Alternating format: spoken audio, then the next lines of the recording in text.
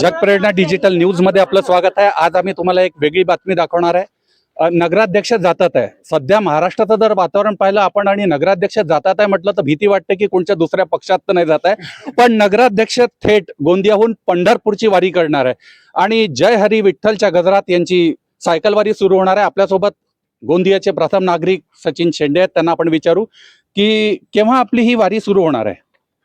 नमस्कार।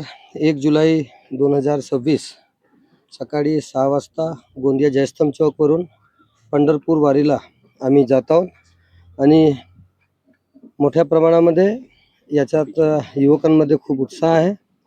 मी सर्वात आधी सांगू इच्छिते की मी सायकलिंग संडे या ग्रुपमधून जुळलेला एक रायडर आहे आणि मी पंढरपूर वारी करण्याचा माझा जे उद्देश आहे ते एक धार्मिक वातावरण निर्माण करण्याच्या पेक्षा सकारात्मक समाजात परिवर्तन घडून यावं यासाठी ही आम्ही वारी करत आहोत।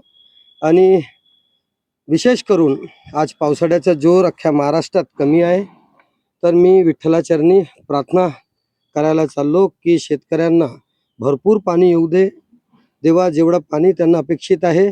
आणि आमचं धान उत्पादक जिल्हा आहे, त्यामुळे आम्ही सर्वांना एवढं धान कास्तकारांना पिकलं पाहिजे की अख्ख्या महाराष्ट्रात अख्ख्या देशात कास्तकार हा समृद्ध आणि सुखमय आपलं जीवन जगो यासाठी ही वारी आम्ही लोक करत आहोत।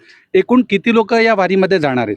एकूण आम्ही 4 लोक या वारीमध्ये जाणार आहेत। तसे आमच्याकडे सगळे आहेत, उत्साहित तर सगळेच आहेत, पण 4 लोक जात आहोत आम्ही, कारण की आम्हाला वेळेचं भान ठेवून आम्हाला एक आठवड्याच्या आतमध्ये ही वारी पूर्ण करायची आहे।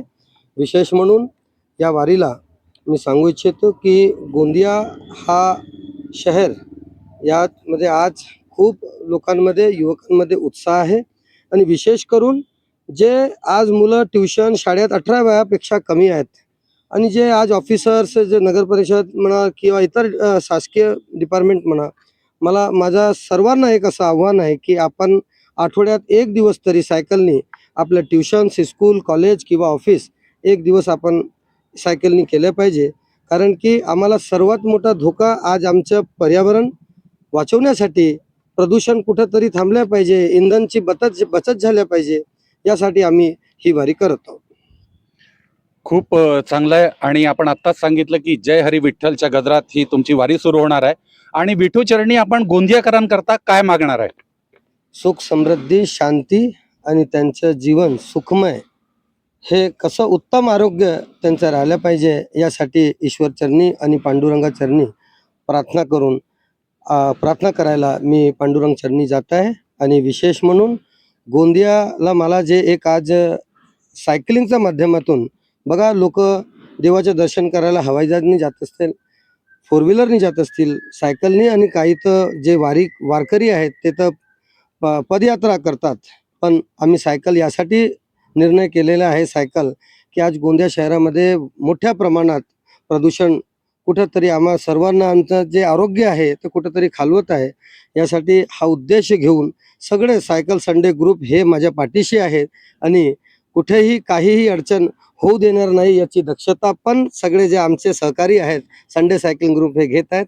त्यामुळे मी सर्वांचा आभार मानतो की त्यांनी मला आपल्या ग्रुपमध्ये घेतलं आणि या कामासाठी, या सायकल वारीसाठी प्रेरित केलं। धन्यवाद। एक शेवटचा प्रश्न असा आहे की तुमचा सायकलिंग संडे ग्रुप तर तुमच्या पाठीशी आहे, पूर्ण गोंदियाच तुमच्या सोबत आहे। तसं पाहिलं तर सचिन नाव आला की सगळेजण तुम्ही उत्साही असता, सगळे कामही करता।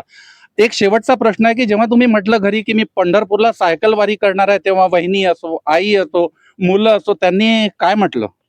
माझी आई म्हणे की जात असतील तर कारनी तू चालला जा, पण सायकल वारी करू नको, कारण की आज जे ट्रॅफिकचं आणि यातायातचं जिकडे आपण बघितलं तर खूप जास्त ट्रॅफिक असल्यामुळे धोका निर्माण होण्याची शक्यता आहे।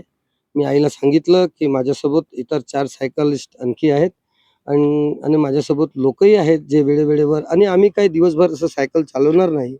एक आमचं प्रत्येक दिवसाचं टार्गेट आहे की आम्ही 150 ते 200 किलोमीटर प्रत्येक दिवस सायकल चालवणार आहोत।